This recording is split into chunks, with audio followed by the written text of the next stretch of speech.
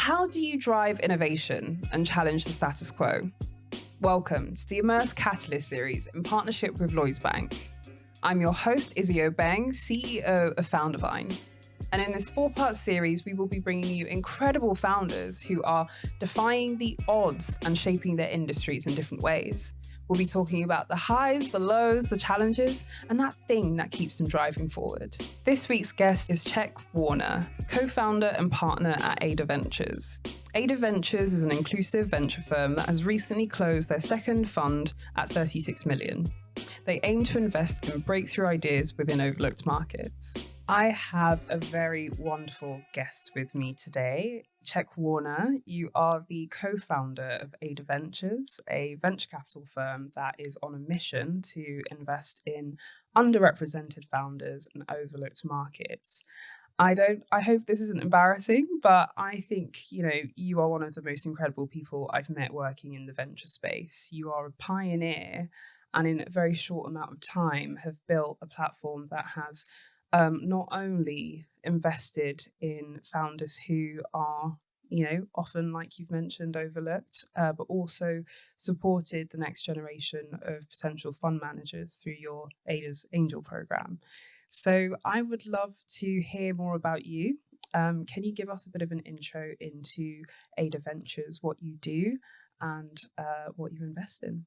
Of course, and it's a real joy to be here with you talking about it. So Ada Ventures, as you mentioned, is an inclusive venture capital fund. So we invest with an inclusive lens across how we find companies, how we pick companies, how we support the founders, and what the underlying companies are actually doing, which customers they're serving. We invest across 3 themes: climate, healthcare and aging, and economic empowerment. We now have over $100 million under management. So we started the fund nearly 5 years ago, and we're investing out of it now. And the other thing I do is also co-founded a nonprofit called Diversity VC. Oh, brilliant. Fantastic. So you have been in the venture capital space for how long now? So about 8 years. So I first started working for a generalist venture fund, but my background before going there was not finance. It was not tech at all. And I didn't think I'd be in this space. I actually studied English literature. I was doing liberal arts and I wanted to get into technology. And I spent 6 months after having discovered venture capital on Twitter, pitching people to hire me in my first role. And I was very fortunate to meet somebody who took a bet on me, took a risk on me. And he's actually now my partner in Ada Ventures. So that's Matt. He was formerly my boss. And I met him in 2014, started working with him in 2015 at another fund. And then we left in 2018 to start Ada Ventures. Brilliant. So you've had quite an unusual route into venture capital. And I think one of the things that I think is brilliant about your journey with Ada is how open you've been in sharing that journey and sharing what the pitfalls are and sharing some of the problems that exist in venture. And as a woman in this space, you've also mentioned in the past, that you had a lot of people say, women don't make money and a lot of challenges when it came to raising that first fund in particular.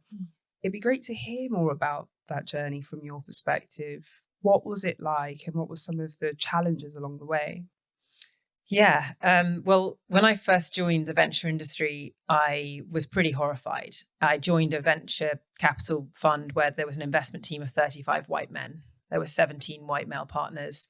And there was I, as a white, privately educated woman within that space. So, had a lot of privilege going into it, but still felt pretty marginalized within the industry. And going to conferences, meeting entrepreneurs, people pretty much came from the same kind of elite, often privately educated white backgrounds. And I just found that was completely unfair. This industry is about funding the future. It's about empowering entrepreneurs to build products and services that can ultimately reach billions of people.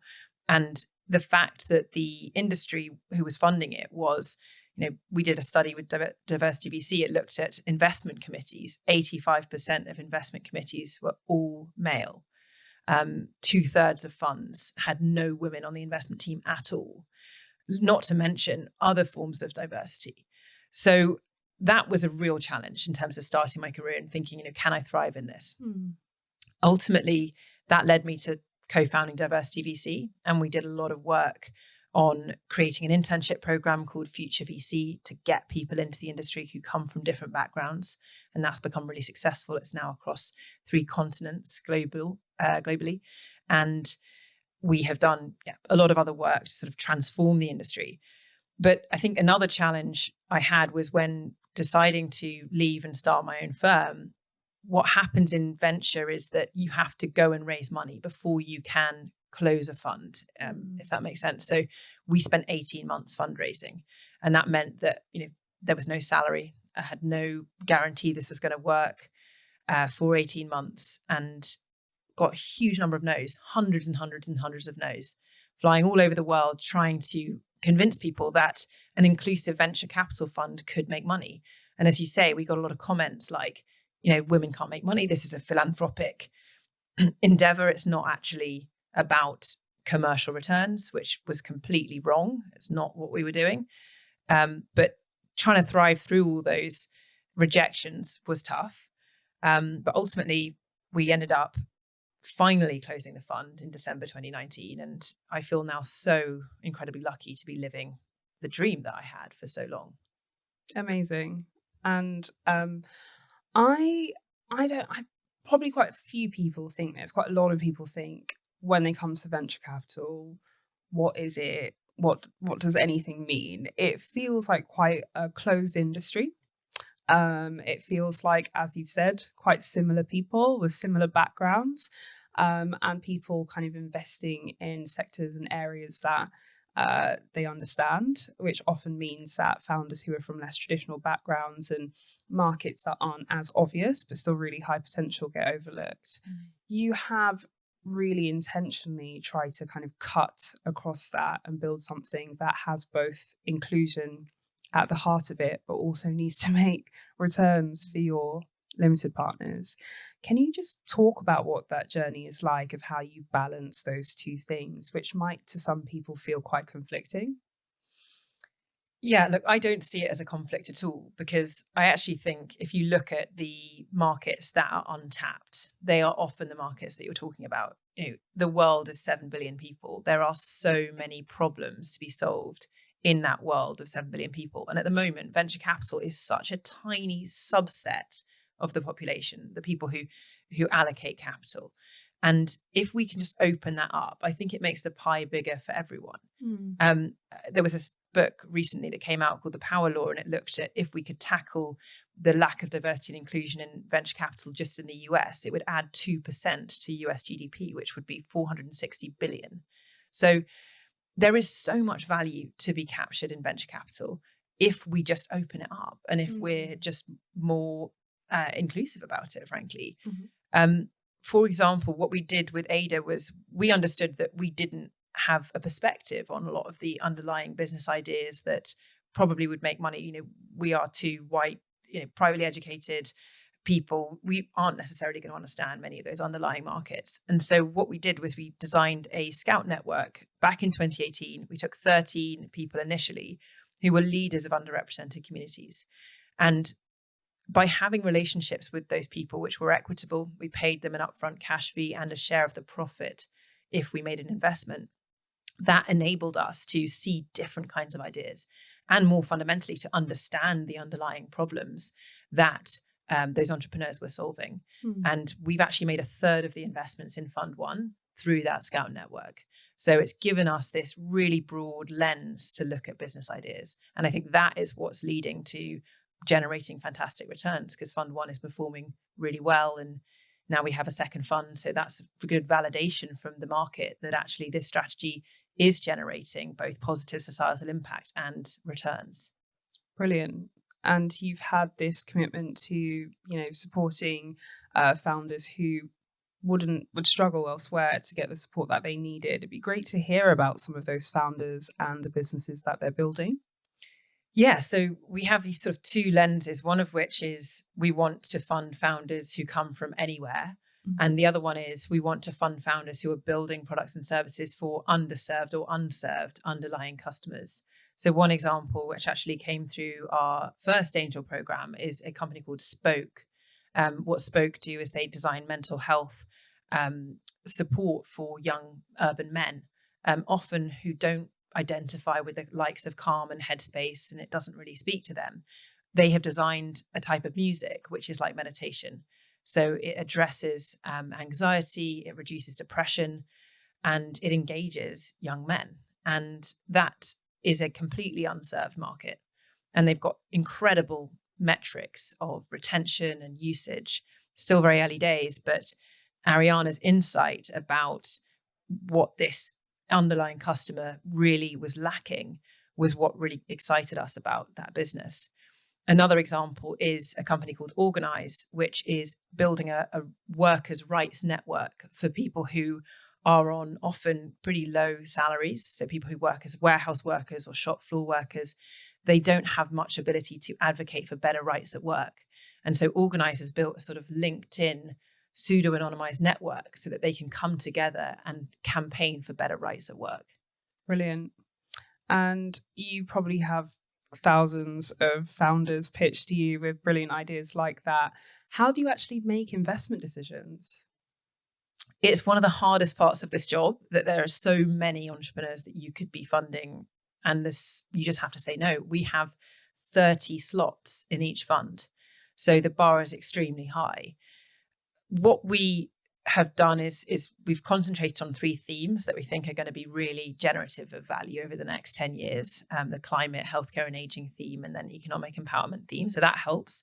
We just invest in the UK, and we just invest at a very early stage. So we want to see founders who've got a product, but maybe haven't got any customers yet.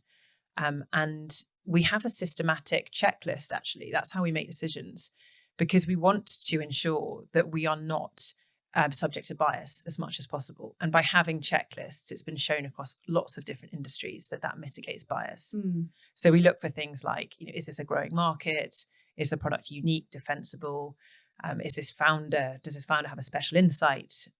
And we go through that checklist and we actually score the companies, and we use that in order to make the investment decision. Okay. So at Foundvine, we have founders come to us all the time who are raising and really struggling. I would say it's probably the number one thing our founders come to us with: access to funding. You've talked in the past about the importance of warm introductions and how challenging it is to even just get in the door if you are a founder from a less traditional background. It'd be great to hear a bit more first about the challenges that you've seen when it comes to access to the investor ecosystem more generally for founders. And then also any advice you'd give to founders who are approaching Ada and who are wanting to put their best foot forward.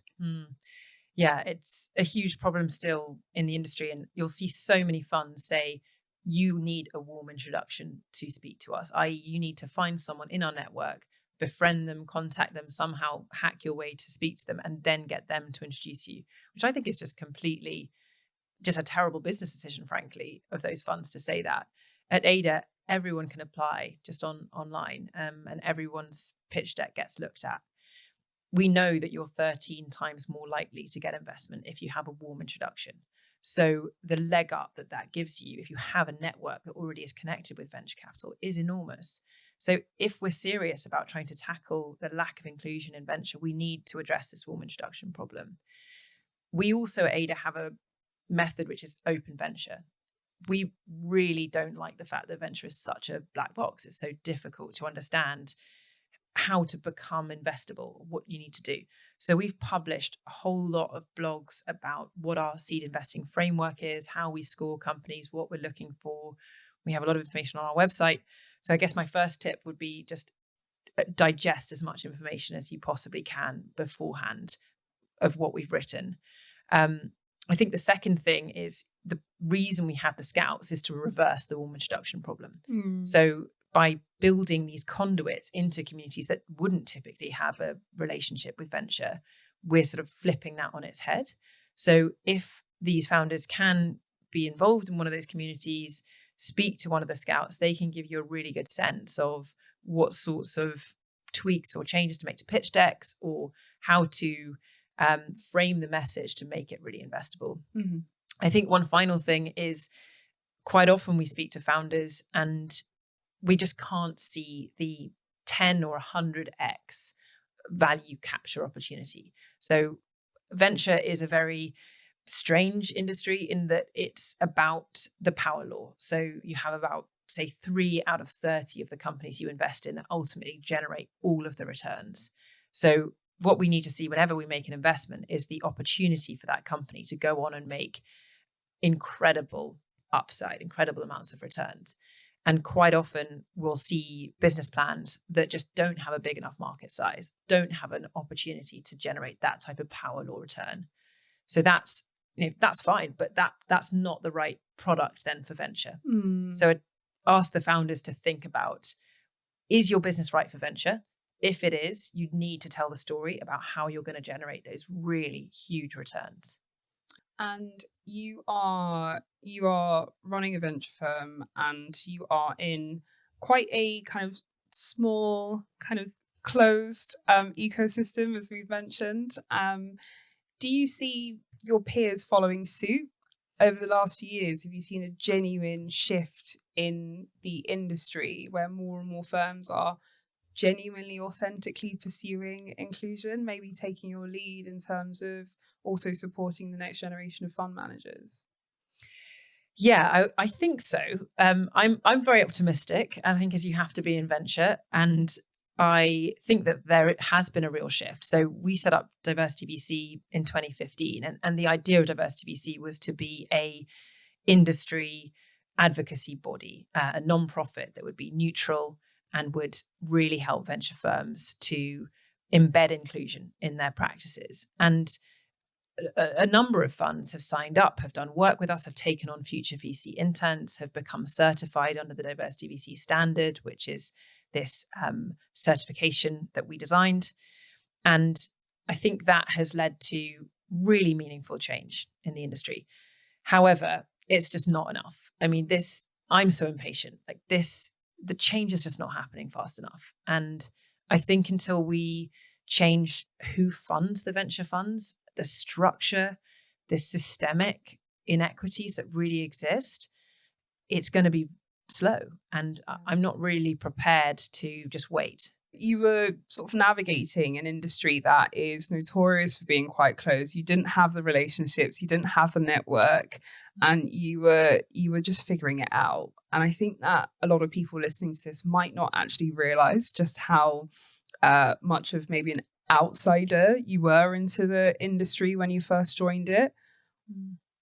That being the hardest thing you've ever done, what drives you? What kept you going?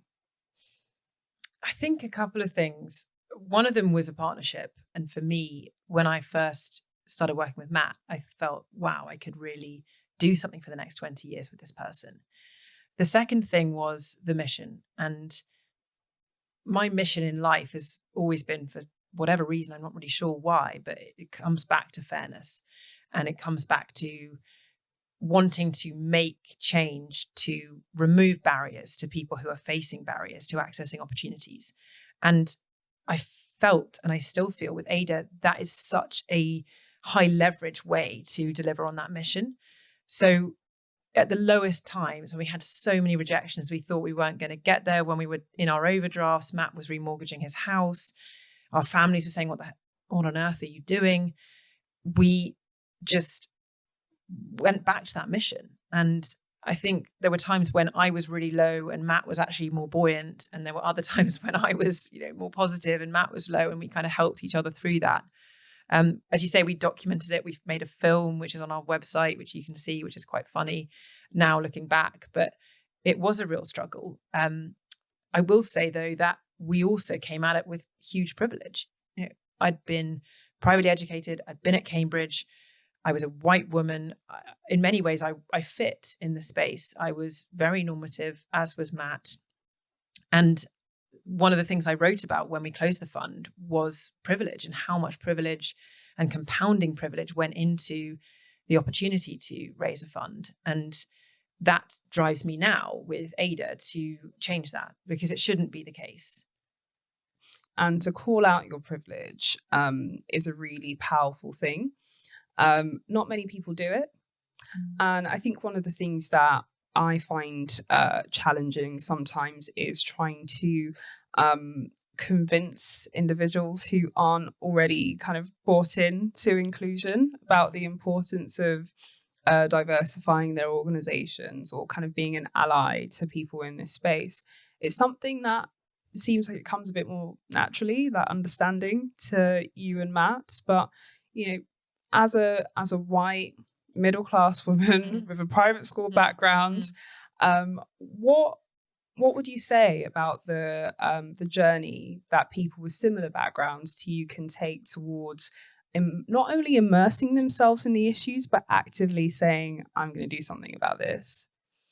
Yeah, I think it's quite terrifying sometimes. And I remember being really scared before publishing that post because it was so vulnerable and open. Yeah. And as you say, people didn't really talk about these things. But I think it's really important as someone with a lot of privilege that we do engage with this. And I think what's often holds people back who are in these spaces, who have a lot of privilege, is that they are too scared to voice it, to say the wrong thing, to offend anyone. And so they therefore just don't engage. And Matt and I have made a lot of mistakes in this. And we have said the wrong thing, not spoken up at moments when, we've been told by our community, hey, you need to speak about this. This is a really important issue affecting your mission. And so we've got it wrong, but I think we're prepared to be wrong. And what we say is, look, please do tell us when we haven't got things right. You've mentioned the kind of personal issues and the kind of mental health side of things when it came to raising that fund. I know you're a mum, a recent mum. 15 months ago. 15 months ago. And so, we often talk about the challenges kind of being a woman in an industry, yes, but also being a mum in what is quite an intense, full-on industry, where you're kind of outnumbered by men, often men willing to kind of take your job. What's it like balancing family life and kind of your own mental health, your well-being, whilst building a fund as well? Yeah, I think I've been very aware of this as a challenge from when I was quite young. I was thinking about this when I was about 25. I wanted to have kids. And when I first met Matt, actually, I remember saying to him, we were walking through Piccadilly Circus, and I said, you don't know what it's like to be a young woman in the industry, because I have to become a partner by the time I'm 30 if I want to have kids between the ages of 30 and 35. And I need to be a partner because that's when you have a level of stability. Because when you're an associate and a principal, which is the levels before being a partner, you have to go out and hunt and find these deals. And your value is really about what's the last deal that you did. And when you become a partner, you've got a little bit more equity and stability. So I remember Matt being really shocked to hear that. And again, I think it's another example of the importance of having open conversations, but also having empathy and understanding of people who come from different perspectives. Yeah. But when I was thinking about having kids even a few years ago, I actually wrote about that as well, because I think as a woman in your early to mid 30s, it's also when do I start trying? What if I have fertility issues? How do I talk to my team about this? What does it do to my career? How do my limited partners think about this? And those were all the concerns I had. And so I just sort of published it because I thought, I am struggling with this. So I want to put it out there in the world. And I got lots of great feedback about it. And I've actually ended up writing another piece about how I did make it work in terms of having a baby. I ended up having kind of difficult, like traumatic birth. So that was really hard to kind of recover from that. And I work with a coach a lot to just get my confidence back about coming back to work and feeling like I could do this job well. A lot of this isn't logical. I think people often have confidence issues when it's not really based on anything. So those are some things that I've done, is like putting out in the world, building community to support with going through early motherhood, and working with a coach.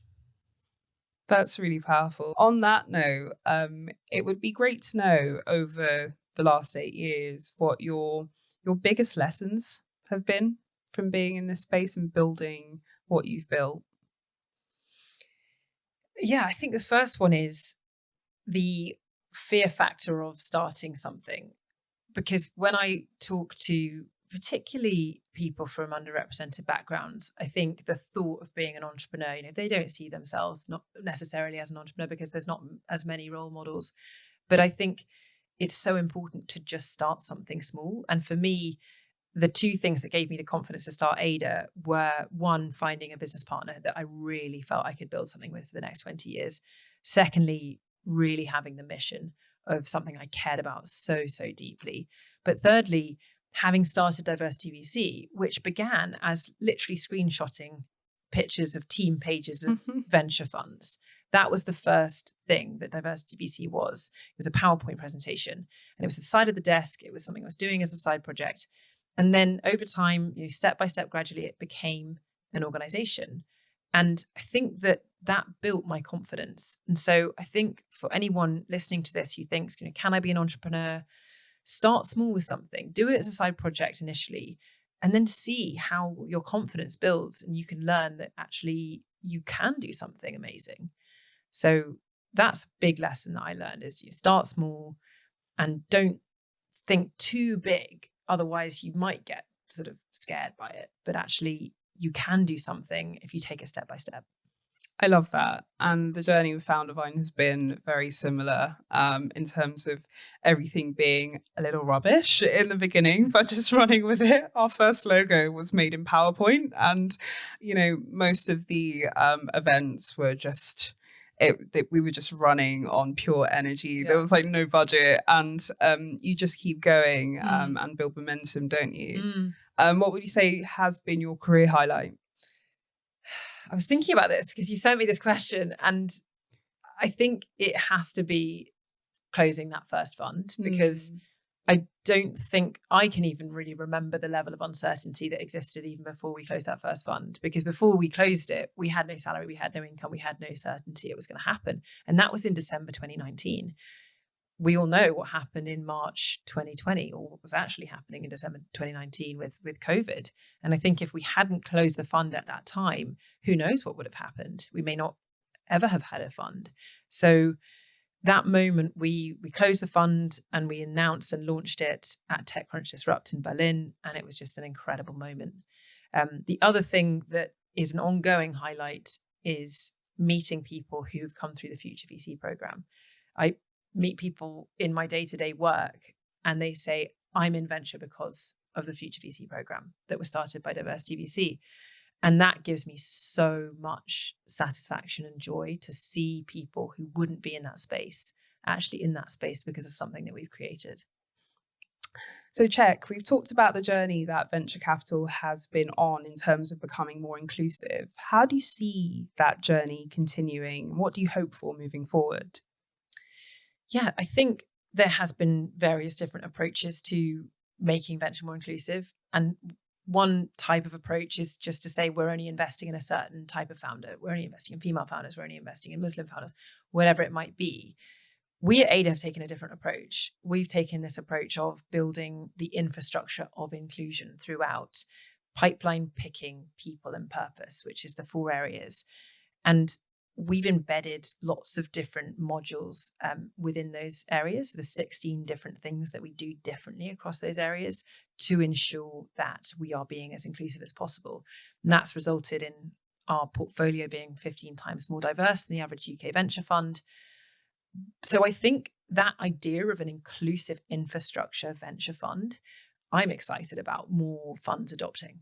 And what I'm hoping that the Ada Angels program can do is actually empower and enable the next generation of Ada Ventures funds. We want more Ada Ventures funds that are adopting this inclusive investing approach.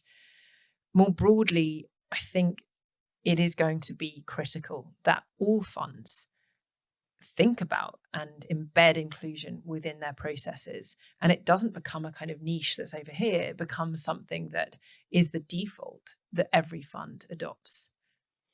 So I've seen a bit of a debate going on in the venture space about whether we need funds that specifically invest in diversity, or whether we should be going down that route of just making sure that all funds are adopting, inclusive practices and standards internally. Where do you fall on that debate? For our own fund, we have decided to embed inclusion and not ever invest in a founder because they are of a certain background or identity. We want to ensure that every founder knows that they're getting investment because they are the best. However, I think there's just so much space for different approaches. It is such a huge problem that we're facing here. There's lots of really valid approaches. And I just think we need 100 times more of them, of all different kinds, rather than sort of arguing of which approach is better than the other. Yeah, I completely agree. And I think you're right. There is space for it.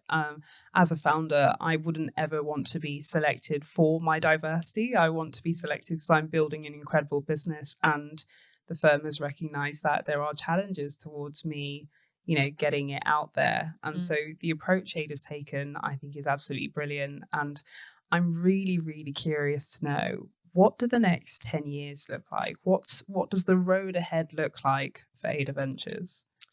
Yeah, look, I think we feel that we've figured out the way to find these phenomenal founders, to select them in this unbiased way, and to support those businesses to grow and scale. So we really want to now get as much money as possible into the fund to do that as broadly as possible. So potentially expanding beyond the UK, ideally going to other geographies that are even more underserved in terms of capital than the UK, and just growing our assets under management so that we can write bigger checks into more companies and help those companies build the products of tomorrow. And I think the thing that is going to be my career highlight, hopefully we're back here in 10 years time and you ask me that question again, would be the first time we wire capital back to our limited partners. That is going to be such an important moment. And then the second one will be an IPO with one of the founders that we've invested in a stock exchange, and standing up there with them and helping them go public. I think those two things would just be so, so fantastic. So you have had an incredible journey, and over the last few years, you've built a number of incredible organizations and initiatives designed to support underrepresented founders and invest in overlooked markets. A fantastic journey that I think, as someone who often kind of looks to women who are innovating and doing incredible things in the business and in the venture space, it's just been really, really inspiring to see. So I do want to thank you for everything you've done. And I don't know if that makes you cringe, but I think it's important to say that, we are watching you, and it's absolutely brilliant what you've managed to do and how you managed to inspire us to carry on. So it brings us to the end. It's been such a fantastic conversation. Thank you for joining us. And there's one last question I have for you, which is, how do people who are interested in finding out more about your work and with Ada Ventures contact you or find out more? Yeah, so we are on Twitter and LinkedIn, and we have a website, adaventures.com. And then on Twitter, my personal handle is @CheckWarner. So I'm more active than I probably should be on there. And it's a great way to interact. So find us there. And thank you so much for having me on this. I mean, I have been also a huge supporter and champion, and I hope, I really hope to do more with Foundervine, because I think the work that you're doing is so impactful. And I think right back at you in terms of admiring the work that you've been doing over the last 5 years, and looking forward to seeing more and working more with you in the future. Brilliant. Thank you. Thank you for watching and listening to the Immerse Catalyst series in partnership with Lloyds Bank. For more like this, subscribe to our series wherever you are listening. To find out more about the program, please visit our website at www.foundervine.com.